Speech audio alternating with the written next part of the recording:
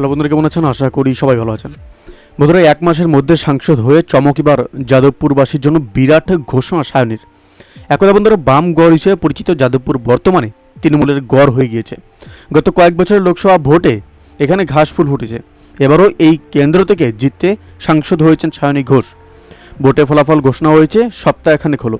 তারপরেই এবার বিরাট ঘোষণা করলেন টিএমসির মন্ত্রী। কি বলেছেন অবশ্যই আমরা এই বিষয়ে বিস্তারিত আলোচনা করব। তার আগে আপনি যদি এই চ্যানেল নতুন হয়ে থাকেন অবশ্যই চ্যানেলটিকে সাবস্ক্রাইব করে আমাদের পাশে থাকুন এরকম নিত্য নতুন রাজনৈতিক আপডেটগুলি সবার আগে পাওয়ার জন্য।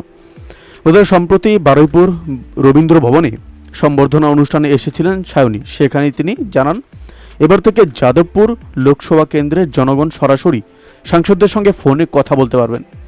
এর জন্য শীঘ্রই একটি হেল্পলাইন নম্বর চালু করা হবে বলেও জানিয়েছেন তিনি। যাদবপুরের নবনির্বাচিত এই সাংসদ বলেন, 1 মাসের মধ্যে হেল্পলাইন নম্বর চালু করা হবে। এর মাধ্যমে জনগণ সাংসদদের সঙ্গে সরাসরি যোগাযোগ করতে পারবেন, সমস্যার কথা জানাতে পারবেন। এই ঘোষণার পর নানান এলাকা থেকে প্রাপ্ত ভোট নিয়েও কথা বলেন টিএমসি নেত্রী। সায়নী বলেন যে পুরসভার যে সকল ওয়ার্ডে মাইনাস হয়েছে আমি সেখানে নিজে গিয়ে কাজ করব। প্রত্যেকটি অঞ্চলের বুথে বুথে গিয়ে ফলাফল বিশ্লেষণ করব।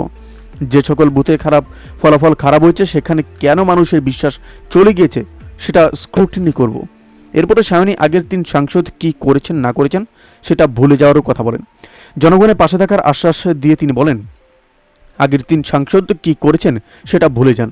কে কতখানি চেষ্টা করেছেন, কে পিছিয়ে রয়েছেন, কে বসে গিয়েছে, প্রত্যেক পঞ্চায়েতে গিয়ে ফলাফল বিশ্লেষণ করব। 2024 লোকসভা ভোট মিটেছে, সপ্তাহখানেক হলো।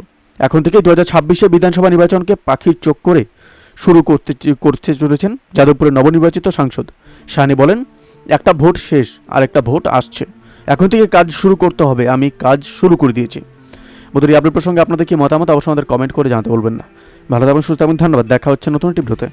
আপনি কোথা থেকে দেখছেন এই ভিডিওটিকে অবশ্যই আমাদের কমেন্ট করে জানাতে বলবেন না।